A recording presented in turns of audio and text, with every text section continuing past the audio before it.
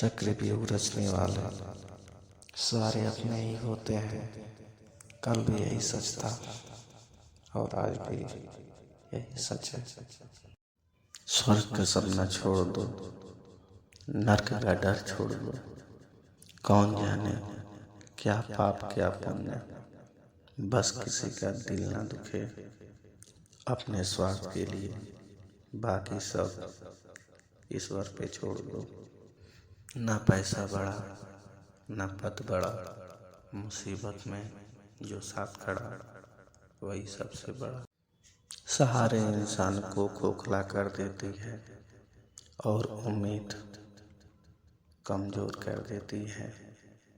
अपनी ताकत के बल पर जीना शुरू कीजिए। आपका आपसे अच्छा साथी और कोई नहीं, हमदर्द कोई हो नहीं सकता।